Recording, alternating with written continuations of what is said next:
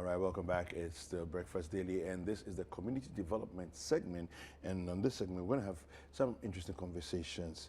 And the first story that we have for you is about the shortage of pre-mix fuel and interventions that government has made in this regard. Now, there's been historically some hoarding of pre-mix fuel.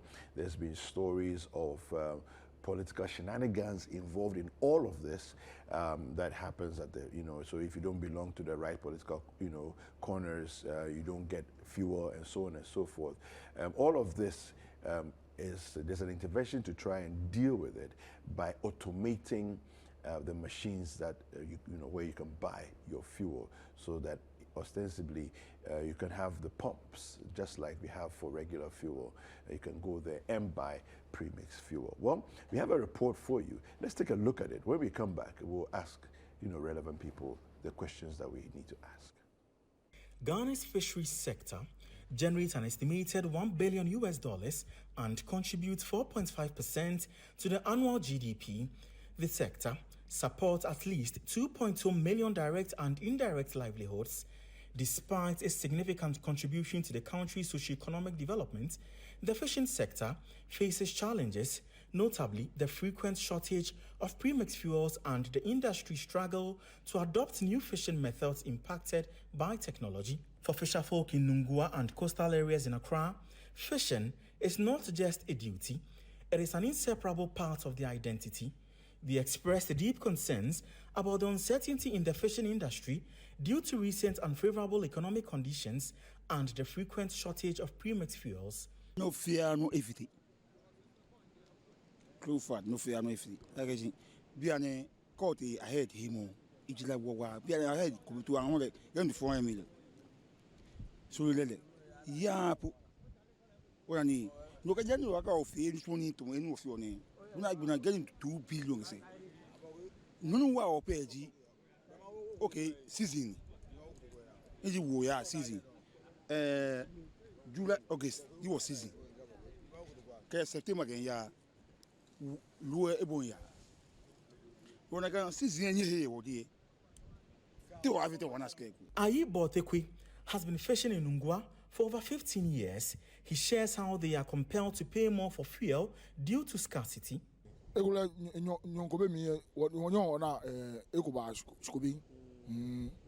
Okay, but 10 fuel, 10 billion. Be akaba akawo tank jam No can many difference. if you like different or no price e ba shi fi yo hawo akashi one pin enu em no kaje if na kan wona na kan no ayo loli no no use As part of measures to address this issue and alleged corruption in distribution, the government commissioned the Premix Fuel Automation Project in September. The National Premix Secretariat states that this project will contribute significantly to advancing the fishing sector. By far and large, this project is a testament of government's commitment to solve the many problems that fishermen are faced with, especially in premix. For over years, I think in the past 30 years, the sale and distribution of premix fuel has been fraught with a lot of irregularities, and I believe this project brings a stop to the many problems that we are facing. So I think this inspection has been very good. Both sides are very convinced. I think most of the interviews we had with the fishermen demonstrate to the fact that when we are able to roll out the system nationwide, all the problems about hoarding, about diversion, about the sale of premix fuel at exorbitant prices will be a thing of the past. During an inspection at selected fishing sites in Nungua and Choco, it was observed that the system has been completed but lacks generators to supply electricity during power outages. However, Chairperson John Osei Frimpong argues that it will not affect their operations. I've also observed that the only component of the contract that is missing is the generator. And the generator is very, very important, but it's expected to kick in when the main lights are off. So with the pressure from the fisher folk, and even the spirit behind what we are doing to support the fishermen, to curb hoarding, diversion, and all the problems associated with premix demands that we start from somewhere. So the contractor has assured us that in the shortest possible time, they can make available the generators. We saw the outlets or where they have designed to cater for the wires and everything. They are all there to indicate that they are ready to. So we are looking forward to the short time they are talking about to get them installed. Ranking member Eric Opoku has strong reservations about the exercise, expressing dissatisfaction over the engineer's refusal to respond to concerns about the project's cost, citing its budgetary allocation in the 2024 economic statement. We are also not convinced that the system is fully completed because they've not installed the generator. So should in case of any power outbreak, the whole system will go down. And that's the difficulty we have with this one. But as I speak with you, the committee has not cited the contracts signed between the ministry and the contractor who executed the job. Not at all. So we don't know the specifics as to what went into the contract that led to the huge contract sum of $59 million. So we are demanding from the ministry the contract document to enable us properly discharge our oversight responsibilities. Additionally, Choko's chief fisherman, Ni Ablai, believes that the introduction of premix automation will increase productivity among fisherfolk. This at the back of where I am standing is one of the things that we were thinking will assist and help the premix problems, how it will come directly to the fishermen. So we believe with the programs, it won't be as we have been seeing, experiencing previously or formerly. These measures may significantly alleviate the plight of fisherfolk, especially for fishmongers like Latte Litaki, who bear the brunt of price increments at sea during fuel shortages. Is no he fuel man no kagbina mena petrol shikabina mena petrol low bawa ameno he fear is no.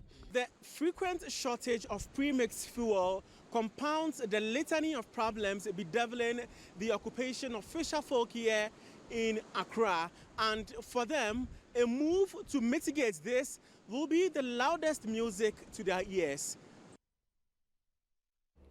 All right, so there you have it, a report by our colleague and correspondent, Fauzu Masawudu, and he basically looked at the full, value chain to look at all the various people that are interested in this. And it looks as if, I mean, it's a great intervention, but there seems to be a few more challenges that need to be ironed out and so on and so forth. So, we would have him on the line shortly and then have a conversation with him regarding that.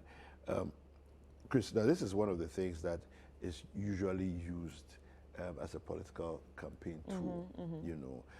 When we come, we'll provide you, all along the coast, all the way from the Volta region to the Western region, right through to the Greater Accra and Central regions.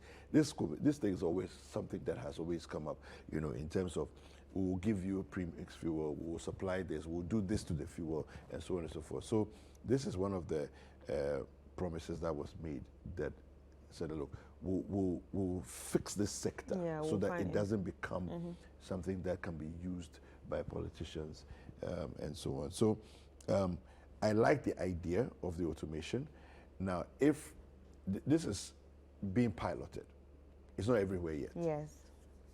But the concern that was raised was that there's supposed to be a standby generator so that in case there's no power, because the machines run on power. Yeah. Right? Yeah. As soon as there's no power, it kicks in. Right. And so this is something that we need. Well, I feel like it's the whole idea already and implementation. I think it's a glimmer of hope to them. It's a good start. Maybe they don't have the generator right now, but I think this is also a step forward to say, okay, that since we've provided it, it will happen. Maybe everything will not happen at once. Yeah. Maybe the whole magic and, everything will not happen at once. But I think for the fact that it has already started and, innovative solutions already introduced to their sector, I think it's a good start. Yeah. All right, let's speak with Nana Aboko Asari. He is the administrator for the National Premix Fuel Secretariat. Mr. Asari, good morning. Hello? Hello, good morning. Yes, good morning. Welcome to Breakfast Daily. Hello, can you hear me? Yes, I can hear you. Great. Welcome to Breakfast Daily. Thank you very much.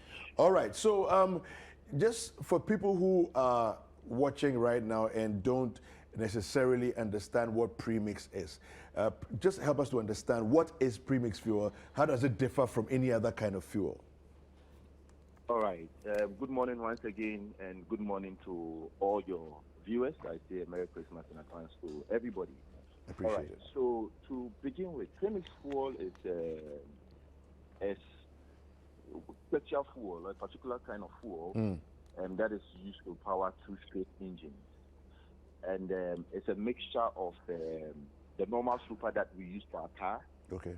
And a bit of engine oil. So in layman terms, you can have, let's say, about 97% of super and just a bit of engine oil added to it. Okay. Just a blend of these two components becomes premix. So unlike our car, that we have a special place that we put oil and a special place that we put the super, or premix fuel, it's all mixed together. And it's used to power two-stroke engine. So that is the only difference between premix and the normal super or fuel that we use for our cars. So in the event that premix fuel is not available or there's shortage, it means fishermen have the option of going to the normal filling stations that we have it, buy their own super, buy their own engine oil. So it's other difference. Yes, go ahead. Between the normal super and the premix fuel is that government subsidizes it heavily for the normal fisherman. So it means that if the fisherman goes to the normal filling station to buy, he or she will be buying it at a much higher cost than what government would have given it to the fisherman. Okay, I see. All right, so does that mean then that of course, by what you're saying, because it's heavily subsidized, then it's considerably cheaper for them to run their operations? It's way cheaper, and it saves the fisherman a lot of money if he's able to get access to the premix fuel. It saves him sometimes about 7 times the cost. Okay, so now what's the new intervention when you say an automated fuel system? How much impact is this going to have on their business? All right. So to begin with, the sale and distribution of premix fuel has been fraught with a lot of challenges. Over 30 years now since government decided to subsidize fuel for fishermen, and it's had its own challenges. For the past 30 years, we keep hearing premix fuel shortage, premix fuel diverting, hoarding. There are times where we have some incidences along the chain. And when we study the system, we realize the only solution to solving the problem is to digitize or automate the system. Because let me just run you through how the current system works now. Okay. Anybody goes to the landing beach and then can say, I am a fisherman. I want to buy 20 drums. I want to buy 30 drums. And premix fuel, as the definition that I gave to you, has about majority is super. Okay. So there are times where people are able to buy this premix fuel, sell it to other riders, sell it to chainsaw operators, sell it to illegal fishermen who use it for light fishing, and they put it in their generator. Because it's very, very cheap, we have people along the chain who would want to make money at the back of government. So it becomes like a business because it's highly subsidized. So if I'm able to access this commodity and I use it for, let's say I'm a farmer and I use it for spraying, I'll be saving a lot of money. I don't have to go and buy fuel on the normal market. So it became more like a cartel where you have a landing beach, even committee members, because ordinarily, if you look at the structure of the landing beach committees, we give the fuel to the landing beach committee. It has the chief fisherman as the chairman, he has a pump attendant, he has a secretary, etc. But we live in a country where when things are subsidized and people realize there's an opportunity to make money, they will definitely make money. There are even times where fishermen buy premix fuel. They are legitimate fishermen. But instead of going to sea, they intend or they'll go and sell it to somebody, make money, and they don't go to their fishing expedition because they go fishing because they want to make money. So if I can make money in engaging in this business, why not? So government decided that, okay, the way to go is to try and digitize or automate it so that every canoe owner would have a card. So now, if I'm not a fisherman, I can't go to a landing beach and say that I want to have access to premix fuel. Previously, we kept warning, we did a lot of enforcement, we did a lot of education. We kept telling them that, look, the fuel is for fishermen. Don't sell to middlemen. Don't sell it to people who are going to use it for illegal activities. But it's a human institution, and as long as they remain human and there's no mitigating factor or there's not preventing them to engage in this illegality, most of them, of course, will want to make money. So they don't heed to most of the education that we were doing. We realized that enforcement was also being a challenge because we can't be at every landing beach all the time. We have 300 landing beaches across the country. So an illegality may be happening in Beach. You are not there. Today you go to Tema, you monitor them 1 or 2 days. After you leave there, they still engage in it because, of course, they want to make money. So this system would now solve the problem that we are talking about. To begin with, we have to register all fishermen. Make sure that if you have an outboard motor, you are given this unique card that you can use to purchase your fuel.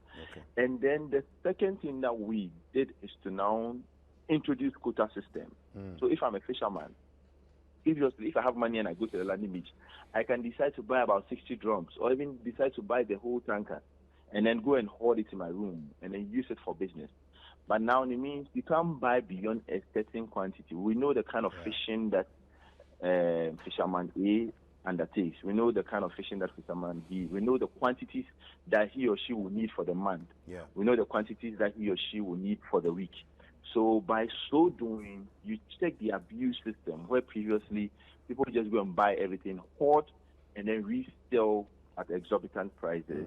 An example was recently, we took fuel to Nungwa. Nungwa has one of the automated systems installed. And previously, we take fuel to Nungwa.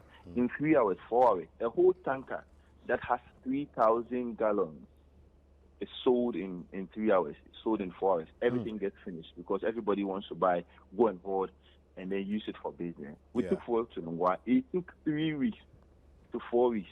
The fuel was still in the tank because it was only limited to real fishermen. So if he comes to buy today, he hasn't exhausted his quota or he exhausts his quota, he can't come and buy again. So this system will check a lot of the leakages and a lot of seepages that we have in the system. And I'm happy government has demonstrated its commitment to solving this long-standing challenge that we've been faced with. So now, out of the 300 landing beaches, we have about 50 that is installed. We've started gradually. You know, fishermen are also very, very conservative. Sometimes it takes a while for them to accept new technologies, etc. So we had to take them through the process. And I can confidently tell you that most fishermen, where this device has been installed and they've started using it, are full of praises to the government, and they are very happy with the system because it saves them. They don't have the challenge where previously this landing beach committee members will connive with some people and then sell it to them at the neglect of the fisher folks, etc. So it's a very unique system that seeks to solve the long-standing challenges that has plagued the industry for so long, and it brings a lot of savings to government as well. So savings to government, savings to the fishermen.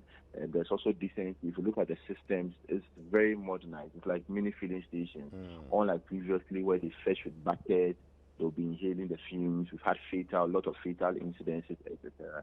But this system is modern and unique and will solve the problem that has been with us for so many years now. Fantastic. All right. Mr. Brocco, I think I really love the idea of this new system. And I was going to ask you, like, the main feature of it, but obviously you've explained and you've talked about, you know, having a card and all that. But I am curious, do you actually have a database of all the fishermen? Yes. The organization responsible or the agency responsible is the Fisheries Commission. Okay. You know, this project, we are working with a lot and lot of stakeholders. So in as much as the National Premier for Secretariat is driving the project, we have the star agencies like the Fisheries Commission. So they are responsible for this database. As I said to you, they have the database for the marine sector. When this project started, they have started registering. We have the inland.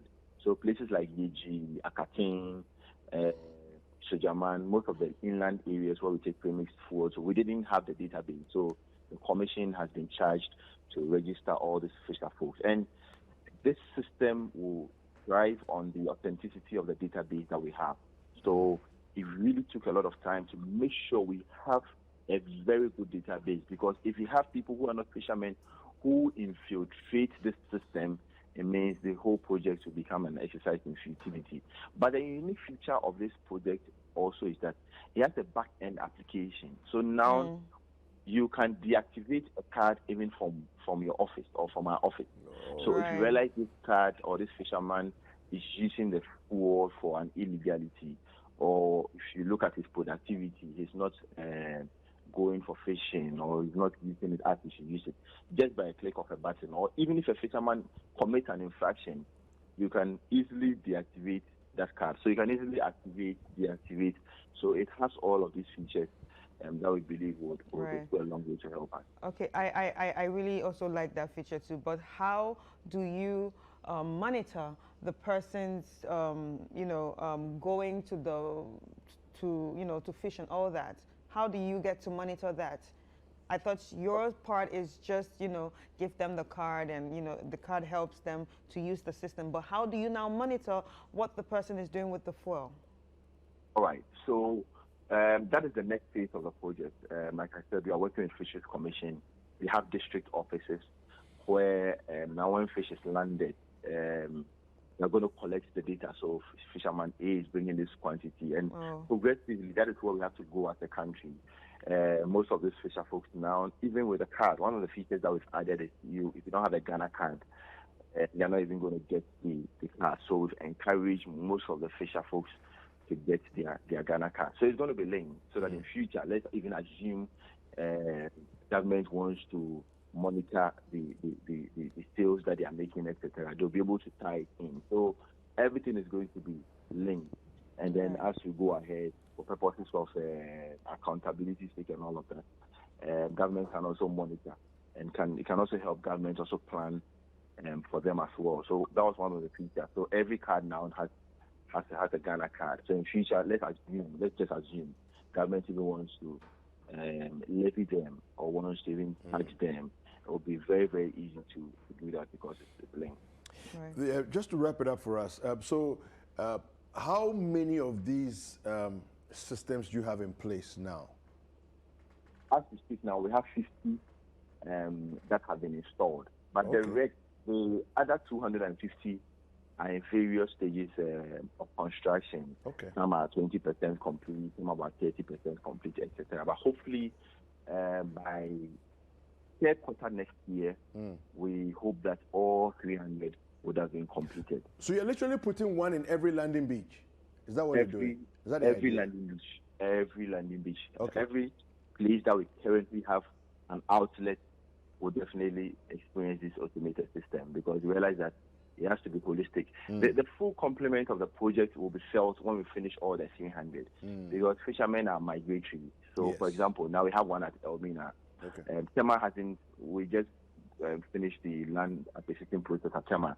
One of the major challenges we also face is land acquisition. It's a problem in this country. So, for example, if the fisherman at Elmina goes to buy four now, he's going to use the automated system. But he comes to Tema, because Tema is not completed, he doesn't use it. So the full complement will be felt when we are able to complete all 300. And hopefully, third quarter next year, everything should be done. And then we can all have some respite. Fantastic, fantastic. Thank you very much for speaking to us, Mr. Nana Abrokwa Asari. We appreciate your time. So that was Nana Abrokwa Asari. He is the administrator for the National Premix Fuel Secretariat. And I think it's a very fantastic intervention that government has made. And like, I'm happy to hear that the rollout is not just one or two. You know, they've already done 50 that are in operation. 250 are under various stages of construction, and they're looking to third quarter next year to wrap it up. And every landing beach, there are 300 of them, you know, around the country, along the coast. So every landing beach will have one. Yeah. I think it's brilliant. Yeah. I like it. And what I also find intriguing is the systems behind this automation. I think it's great. Yeah. The features are great. The fact that you have to have a card, and very soon it will be linked to your Ghana card. And I just like it. I think it will help. Yes. It will really help their I industry. think it will. It will really help their industry and also cut down, you know, corrupt. Yes, the attitude. middleman thing, corruption and all of that. That's fantastic. I love it. I love it. Well, I mean, this is there's a lot more that's coming up on community development segment. Let's take a quick break. We'll be right back. Welcome back. It's still Breakfast Daily, and we're still on our community development segment. And so we've been talking about the premix automation system that has actually marked a significant step toward the sustainable development for, you know, fishery communities. But we actually have a fisherman on the line right now, and he's going to tell us what he thinks about this automation system. Good morning, sir. Good morning. How are you? I am okay. Thanks for joining in.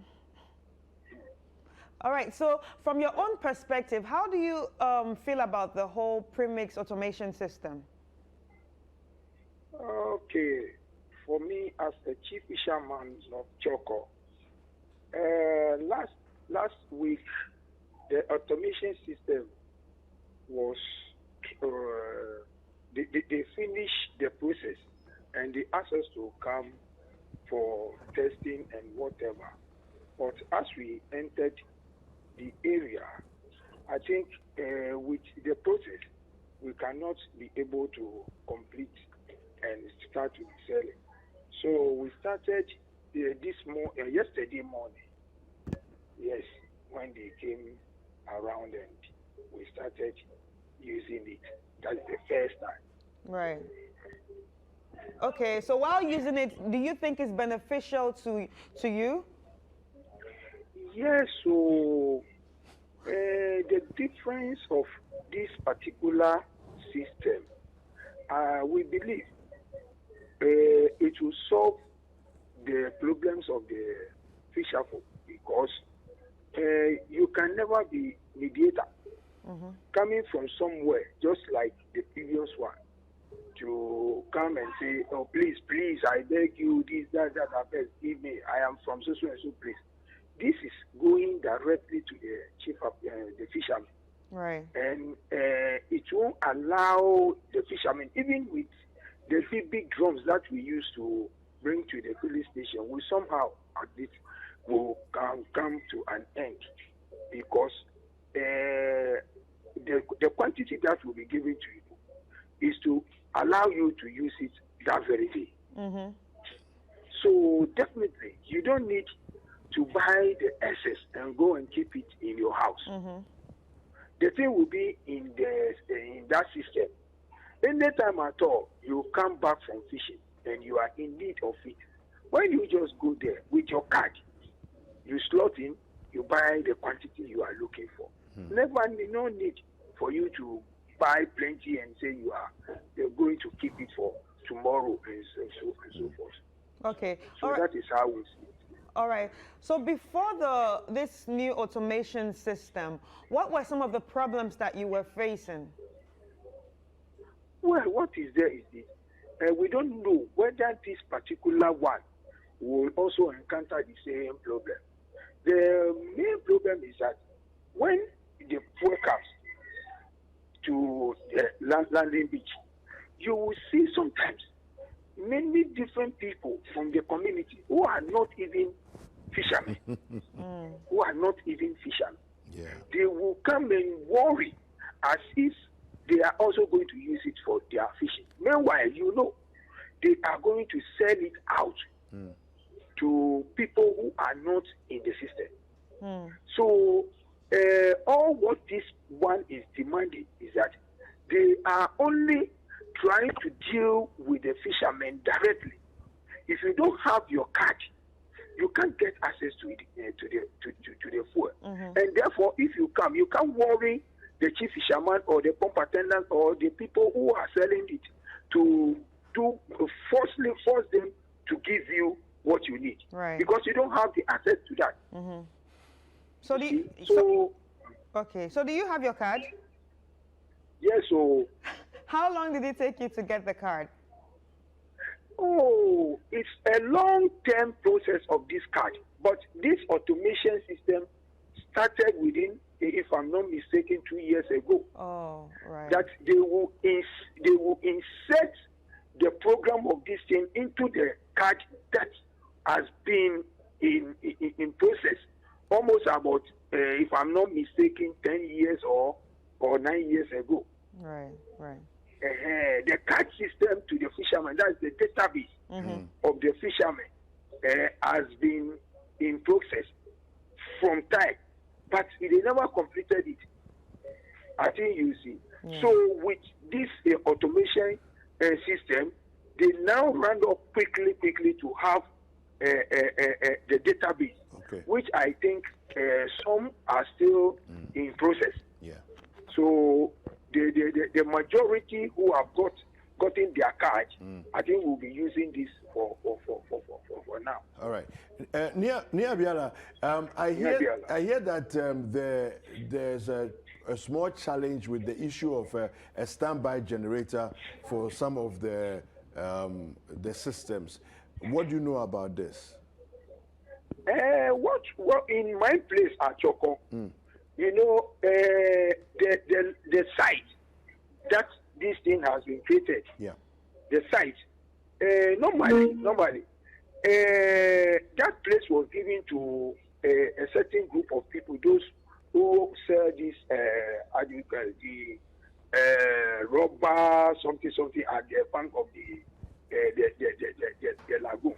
Okay. So when these programs come, some of our chief fishermen, my colleagues, they show the authorities down to that place. So this become a little problem. So the land issue is also a part of it. So they manage the little that was shown to them to put up that whatever you are seeing at our place now. And we are making an arrangement for the chiefs to extend the size of the land, so that if possibly they build one office and also the generator system, so that when there is no light, it can also help for the operation. All right. Okay. Thank you so much. We appreciate your time. Thank you very much. Thank you very much. Yeah. So that was Ni Abiala. He is the chief fisherman for Choco, and I think full circle, this is turning out to be something that's very positive, you know, for the fisher folk, and they've been struggling for too long, too many years. This has been a back and forth issue, you know. But now finally there's a huge light at the end of the tunnel for them. I think that hopefully within a year we should be wrapping all of this up so that it becomes a thing of the past. That there's always struggle with premix fuel, you know, and with all the hoarding and the what's the other word I wanted to use? These you know, profiteering that people typically get into. So yeah, I think it's been good. All right, why don't we jump to the next conversation right away. There's a story that we're going to bring you from the Ashanti region, and the residents of certain communities in the Bonyere area are bemoaning some challenges with their road infrastructure that is making having patronage of visitors to the kente that they weave a bit of a difficulty. Let's take a look at this report. We'll come back and continue.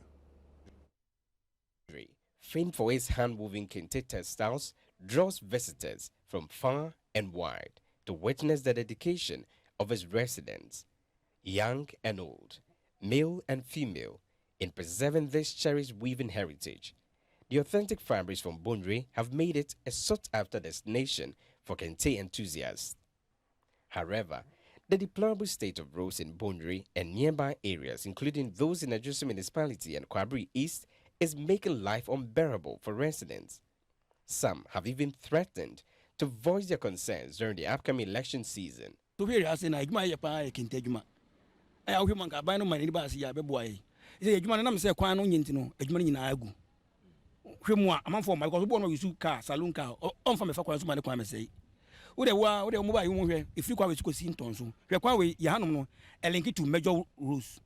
Like if we see mobile, we can fire it. Mampon cars in the bano, VIP in the Fabo Yuna Sigiso. So, if I brea, if you mampontina, out to me far, be see a bra, no sick bone, with me fair bra, equify a bra about to call you so. Tis a home free, even Tomequani year, even home free, Bokina Benina, home me far, Sibel and Kiwasi. And one the one that you might be having any timono, but if one of them chasing. Yet, home, send us here be do. Omodom Castle, languages, no Vietnam, no Quenso, no I can pay. So we don't have some any so almost soldiers. Nasivonia, and Omoqueen and Omonomi with Oman. So, ah, now so if I come back, bring me campaign. Quabrin is up, a usual beer, a fab boy, you near Brana, which me for come back and Piwa. Now, a quano and the candemo, the quani, a quani and the other V8, and the Utma, Obanam Quans Naco. Any Omoqueen, no can boost for boot. A quamuka from Cabe Campiwa. Yeah, would help by Pamu. Acquire Bonre Kura Tourist Center. And you cool a whole free amount so bad, ever tried the Waha. As a quine in say, a quiet justice, I may know what I say, and 12 road. I have BP Bonra, Manfu, a quine of mappa, and then be any more befasso. A quiet justice, a quine, Machiha, or shall you will be fear any more cast in a divertifa. A quapa, not in the Danny say, Mr. Nifaso Hasino. A quine in Tia, a quano, a banner made on your mind. Say, I'm a business in Coso. Bibia nu a ekos wo mamu koso biba ha no hwe no befa ba ko a obe ha wo mo kwane nye de enye ntimi nye de emma jiso de mane ka ma me o de mane no se nipa no do kono wan fiska ma sika kem tema business na ka from. The nature of our roads is actually affecting our kente business negatively in the sense that here we have about 4 roads leading to a town. All the roads are in the bad condition. I think you can just let's say explore and see the nature of those routes I'm talking about. So we are actually appealing to the government and the stakeholders to come to our aid. Adia ba ko aye hu ni se unse Bonre tourist center abrofo ne ahoho bebre ba ha. By nam say ye kwan ni nyenti ama se nipa mahabio. Obitimi beso kwan so no wasan. Na nse ya abrofo bi bo mo ba so say what? Then a high boy, tourist side pa ye corner quine, no more sign or much. Into a mass say, Jumane coffom, Tiesre and Pennyphony are buying. Any or more can be a woman say, or more and yes, idea as they say, a Jumani, or more betonina, beso quine so sign, and so to a karma. The road from Ajusu to Bondre is in disrepair, and the section from Bondre to Adamomase is in a terrible state. The road connecting to Jabin is also in a bad condition, with the Bondra and Twa section being the worst affected. Following the abandonment of road construction works in Bondre by a contractor, the challenges with the road network have intensified, leaving residents in a precarious situation. Open gutters are causing accidents, leading to injuries among residents. Kwekwe Friye, a middle-aged kente weaver, shares with Citi News how he suffered severe injuries due to the poor condition of the roads and pits resulting from the stalled construction. Yeah, I see, and it's a sorry and and I'm in black bacote in Chasey. Now, to the amateur and as I'm in brand new, now the Dominica corner. While I'm in 9 at 12, I'm so what. I'm in 1 more by a quano. Mini Pacron, woman, I hear quano. To 1 year, ne said the MCA no ni kwazen ke yene sa kwa no emwa ayi amana no muwa na afin this me ya me to mu sa no na mintini ne mu ate nti me ya bibia enye ye me na me nso me ni wo bia me koka che no. Despite the outcry from residents in Bonre and surrounding areas about their dilapidated roads, a swift resolution seems unlikely. The Ashanti Regional Minister, Simon Oseminsa, in a recent engagement with Ashanti Regional House of Chiefs, emphasized that abandoned road projects and the government's inability to initiate new ones stem from insufficient funds, with many contractors owed substantial sums of money. All adjoining roads to Bonre are in bad shape. From Ejiso to Bonre, Bonre to Adahumase, Bonre to Antoine, and all other areas are in terrible state. And as such, residents who are primarily persons who deal in kente weaving are worried about this because they say it is affecting their business activities. They thus want government to find urgent ways of addressing this issue.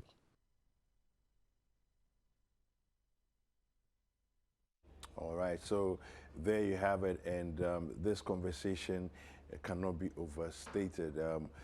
Every time we talk about, tourist sites and tourism and the lack of access to many of our tourist sites, the lack of proper good access to many of our tourist sites. So I think it's one of the embarrassments, that we have as a nation, that to find that it's not government that's weaving kente. It's not a ministry of government that's weaving kente. These are private people's businesses. All you have to do is to make accessibility to these places, okay, decent. Yes. And people will go. And especially for the fact that we are pushing hard on tourism right now. So it doesn't I feel like they always forget that there's a link between tourism, cultural heritage, and most importantly, infrastructure. Yeah. You can want the whole world to know your cultural heritage. You can want everyone to be a tourist in Ghana, but access to these places. Yes. It's one thing talking and saying, oh, everybody should go and tour Ghana. How do we go? Exactly. How do we pass from A to B? Anyway, we have a resident of Bonre, Nana Kumi Boachi Yadom, has joined us on the line. Nana, good morning. Good morning, sir. Yes, welcome to Breakfast Daily. Okay, thank you. Right. So we watched the report. The road network looks really bad. What have you heard, in terms of any help that is coming? Is there any plan? Is there any hope for the residents of Bonre? Okay, thank you once again. There have not been no help. We haven't heard from any help from anywhere, because our road system have become something like a politics between some two people. That's the past MP and the current MP. Yes, see. The contractor who was on the road was called Kofi Job.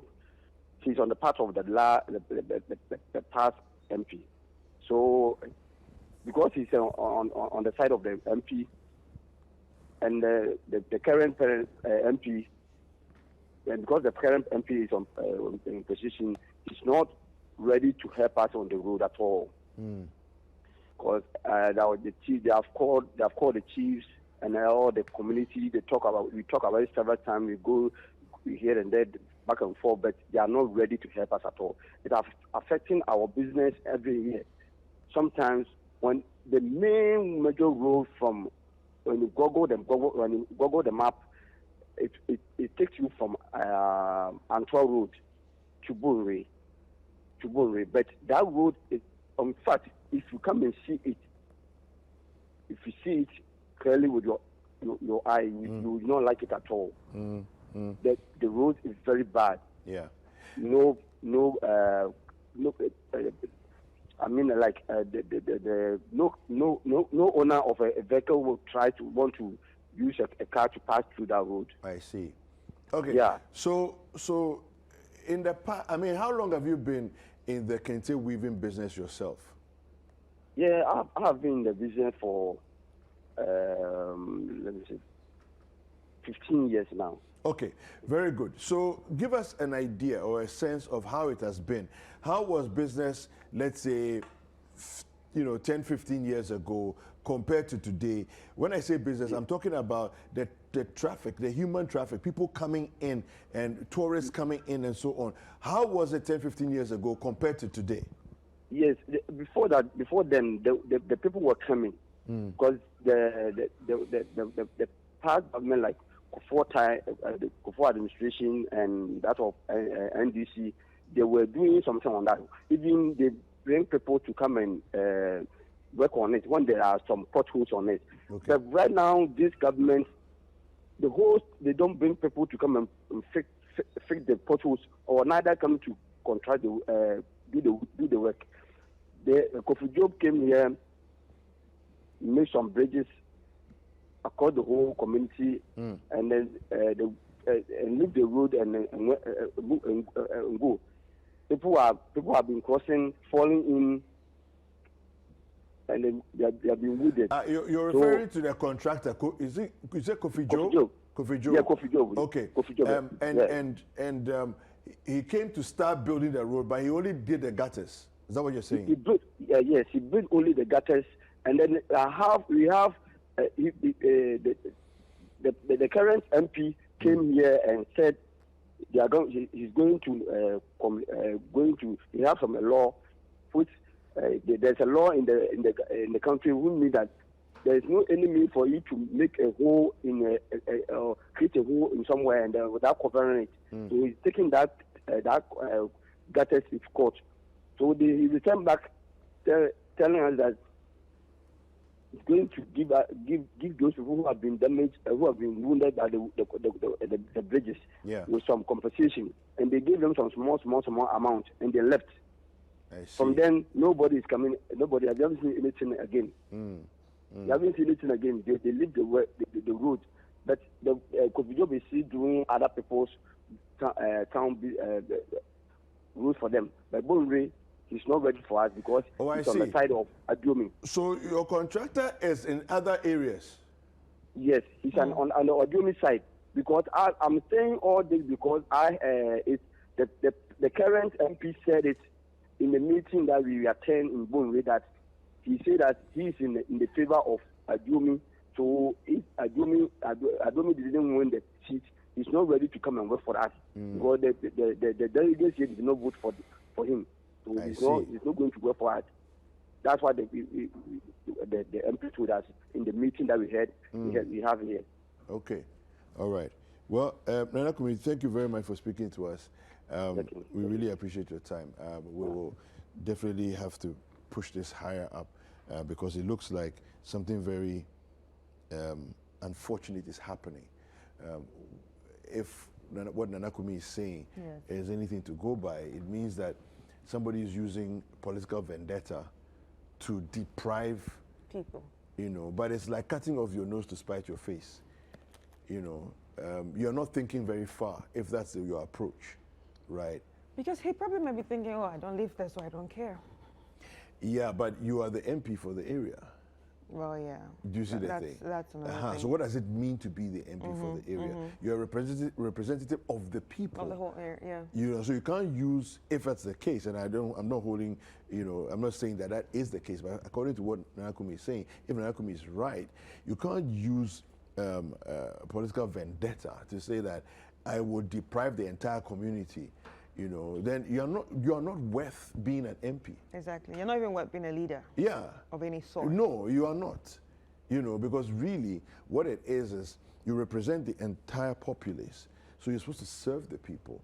But now, because you see, if what I was wondering about is that this Kofi Joe guy, if he was the contractor, if it was one of those situations where there was, a lot of contractors have gone off the roads because they say we've not been paid and they don't have any more money to continue, right?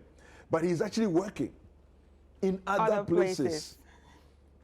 You know, so he clearly doesn't have a financial, well, I mean, he can continue to work. He has enough money to keep working, but he's not working in the Bonjwe area. Meanwhile, he went to go and dig the gutters, and then he abandoned. Apparently, according to somebody's instruction. I think it's pathetic. It's disgraceful. Yes, it's disgraceful. It's you know, pathetic, and I wish we could you don't speak care about to somebody the people. higher up, you know, exactly. To find out really what's going on there. Because, you know, they always say, oh, well, the contract has been given out, you know, the contract has been awarded, and so on. Here's a case where apparently the contract has been awarded. Somebody started working on it. His name is Kofi Joe. He's working on the contract, and, you know, it seems that this is something that has been abandoned. You know, gutters have been dug, and then it's been abandoned. Yeah, it's crazy. You know, so again, if this is what Nana Kumi is saying is anything to, you know, to go by, then, you know, the leaders that be, the regional minister, the roads and highways people, you need to, you know, get in on this thing and find out exactly what is going on there, and let's solve the problem.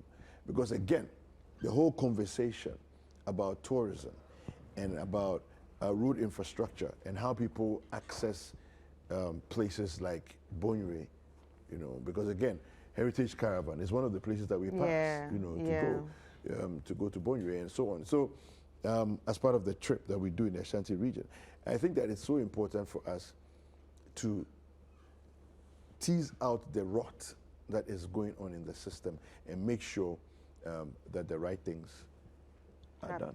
Yeah, and because you can't disenfranchise a whole community just because you know, somebody doesn't like somebody's face and the way he scratches his nose or whatever. Well, anyway, that's it for the community development segment.